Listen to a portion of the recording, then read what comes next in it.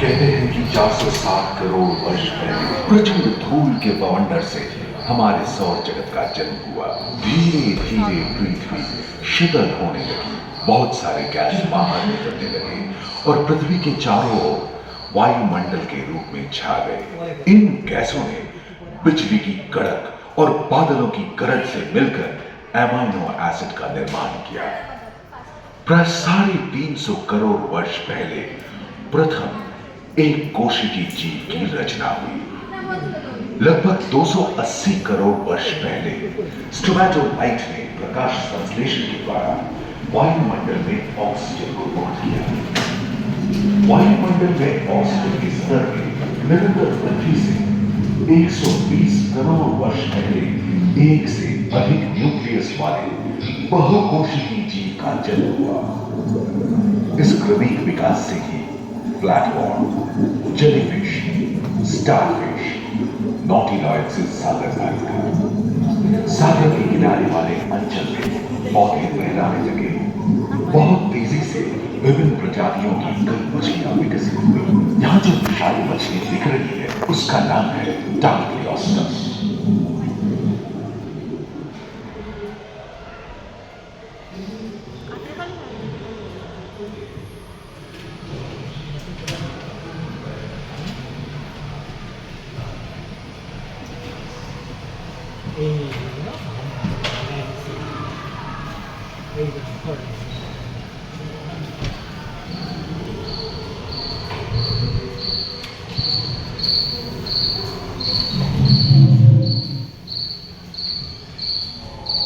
लगभग 35 करोड़ वर्ष पहले धरती पर पेड़ पौधों का जन्म हुआ, जो बढ़ते गए और घने जंगलों में बदल गए। घूम, मकड़े, आदि पंखहीन पतंग एवं इक्तियोस्टेगा जैसे उभयचर प्राणियों का आविर्भाव हुआ। सरीसृप जैसे स्तनपायी डायमेट्रोडोन प्रकट हुए, जिसकी पीठ पर नौका के पाल की तरह एक अंग था, जो ताप को नियंत्रित रखने में मदद करता है। सरीसृप की तरह ही एक अन्य स्तनपायी प्राणी साइनोनेथस इन दिनों काफी प्रभावशाली हो उठा था। इसकी विशेषता कुत्ते से बहुत मिलती थी।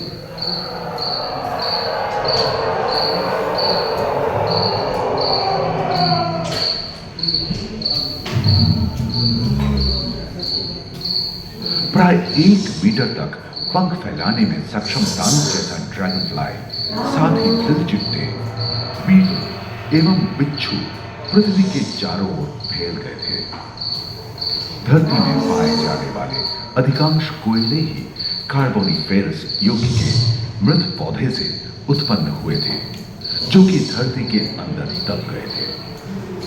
उन दिनों पृथ्वी के 1/3 हिस्से में एकमात्र महादेश था जिसे पैंजिया कहा जाता था। जलवायु गर्म रहती थी। भूभाग पर प्रागैतिहासिक सरीसृपों का ही शासन था, जिन्होंने शुष्क जलवायु के साथ खुद को ढाल दिया था।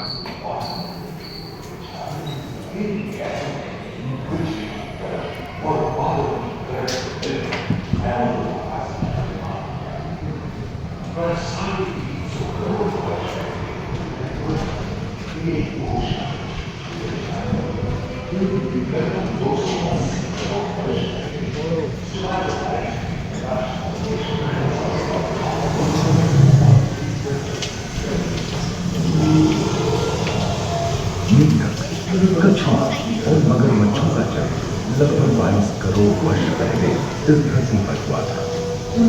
प्रथम स्तनपायी जीव मेसोस्ट्रोडम चूहे जैसे आकार का था। प्राचीन सरीसृप समाप्त होने लगे और उनकी जगह डायनासोर ने ले लिया था। ये घटना प्राय 20 करोड़ वर्ष पहले घटी। डायनासोर विभिन्न आकार एवं नाम के थे और धरती के कोने कोने में फैल गए थे एवं जलवायु के अनुकूल खुद को ढाल लिया था। इनमें से कुछ तो गिलहरी की तरह हल्के फुल्के थे और कुछ 15 पूर्ण वयस्क हाथियों जितने भारी थे।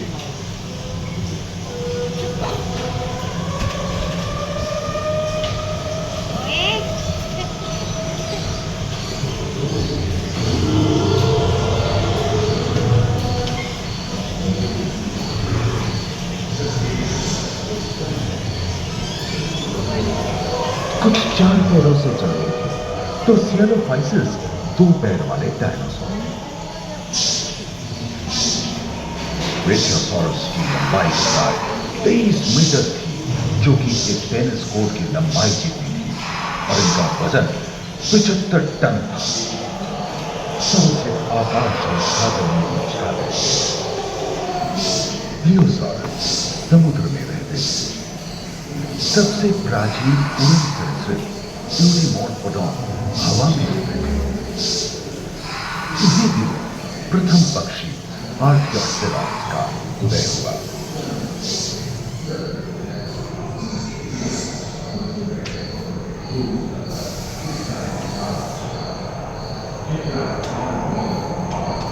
अगले 10 करोड़ वर्षों तक, यानी जुरासिक के अंतिम चरण से क्रेटेशियस युग का प्रथम चरण तक डायनासोर के लिए स्वर्णिम युग रहा।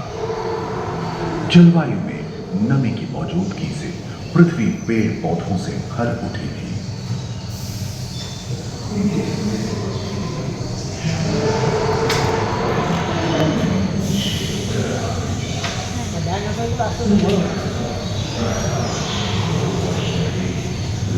बेल्जियम महादेश खंडित होने के कारण भारत एशिया की ओर खिसकने लगा था। महादेशीय प्लेटों में हलचल होने से ज्वालामुखी के रूप में लावा निकलती। इसके फलस्वरूप आए भूकंप से विभिन्न भौगोलिक आकार एवं आकृतियां निर्मित हुई। स्पाइनोसॉरस की पीठ पर नौका के पाल की तरह एक अंग हुआ करता था, जिससे वो अपने शरीर के दाब को नियंत्रित करता था। वेलोसिराप्टर, कैनिमाइट्स एवं ओविराप्टर जैसे छोटे डायनासोर तो ओलंपिक के तेज धावकों की तरह दौड़ सकते थे। पैरासाउरोप्स और कोरिथोसॉरस के सिर पर कलगी होती थी। करीबन 5 मीटर लंबे पंख वाले टेरोनॉडोन उड़ने एवं फिसलने में माहिर थे। सुनने में विचित्र लगे, पर अधिकांश डायनासोर जैसे कि ट्राइसेराटोप्स और एंकिलोसॉरस शाकाहारी थे। लॉरेसिया और गोंडवाना के 2 भूखंड महादेश में बाधित हुए एवं समुद्री गर्भ के कठोर आवरण से रॉकीज एवं अन्य पर्वत श्रेणियां निर्मित हुई।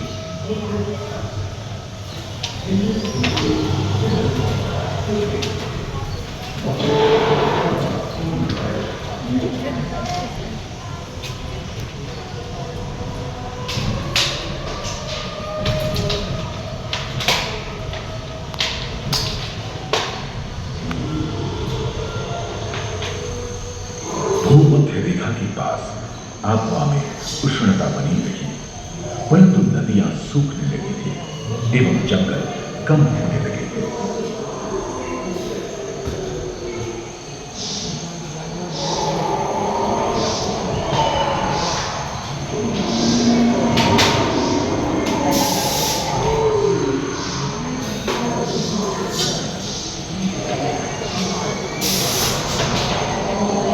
एकांत महादेश में जीव जंतुओं का विकास स्वतंत्र रूप से शुरू हुआ। सबसे पहले पुष्प वाले पौधे धरती पर विकसित हुए एवं परागण के लिए कीट पतंगों के साथ संपर्क स्थापित हुआ। वे तेजी से धरती पर बढ़ने लगे। इसी समय पहली बार धरती पर सांपों का जन्म हुआ। डायनासोर में सबसे भयंकर था टिरानोसॉरस रेक्स। भूस्थल पर इसका ही राज चलता था। यह प्राय 12 मीटर लंबा, यानी 2 मंजिला मकान के आकार का था।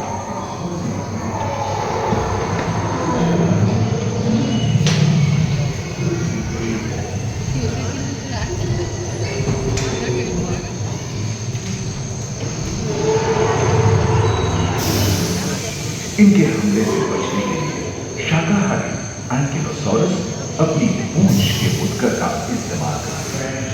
सभी डायनासोर प्राय 6 करोड़ वर्ष पहले विलुप्त हो चुके थे। आखिर क्यों? एक अनुमान के अनुसार एक बहुत बड़ी घटना पृथ्वी से जा टकराई, जिसके फलस्वरूप उत्पन्न धूल के विशाल मेघ ने हजारों वर्षों तक सूरज की किरणों विशालकाय डायनासोर पर्याप्त आहार সব তোলা হয়ে গেছে আর এখনো আছে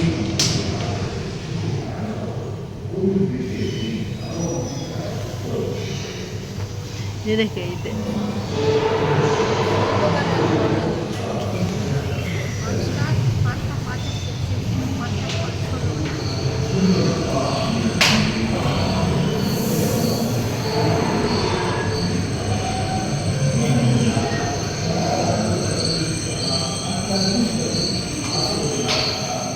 डायनासोर के विलुप्त होने के बाद भूतल पर स्तनपायी प्राणियों का आधिपत्य शुरू हुआ। पर्याप्त मात्रा में आहार उपलब्ध होने के कारण छोटे छोटे स्तनपायी प्राणी बड़े आकार में बदलते गए। इसी समय बड़े बड़े शाकाहारी एवं मांसाहारी स्तनपायी प्राणी धरती पर नजर आने लगे। विश्व के कई हिस्से जंगल से हरे भरे हो गए।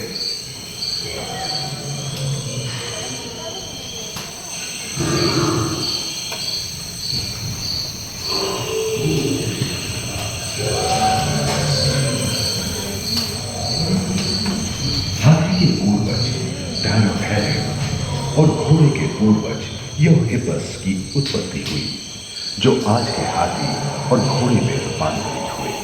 लेमूर, टर्सियर जैसे प्राइमेट भी इसी युग में पैदा हुए। खोखले अस्थियों वाली आज के दिनों की पक्षी इन्हीं दिनों जन्मे थे। डायाट्राइमा जैसे बड़े एवं उड़ने में अक्षम पक्षी उन जगहों में रहते थे जहां मांसाहारी बड़े स्तनपायी प्राणी नहीं मिलते थे। एक एवं बंदरों का जन्म लगभग 1 करोड़ वर्ष पहले हुआ था। इस समय ही आदिम मनुष्यों का भी आविर्भाव हुआ। जलवायु में शीतलता आने लगी एवं ध्रुवों पर बर्फ की चादर।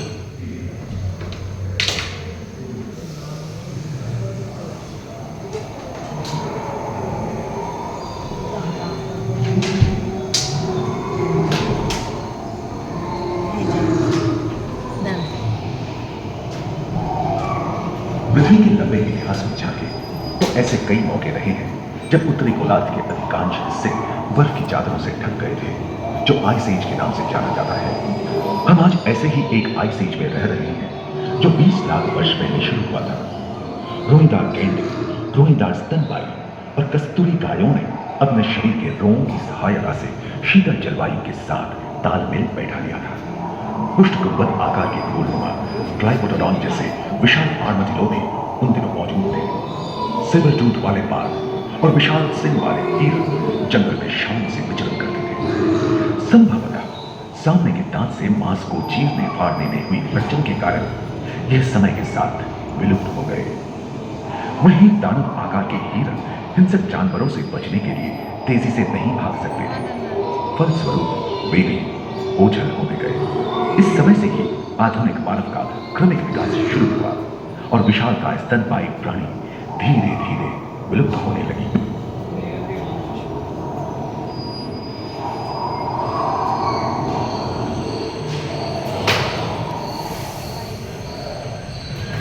उम्मीद है कि आपको इस सफर में मजा आया होगा, जहां जीवन विकसित होकर लाखों अन्य रूपों में परिवर्तित हो गया। मानव की यात्रा और विज्ञान और तकनीक तथा अत्याधुनिक तकनीक की भारतीय विरासत का भी इसी हॉल के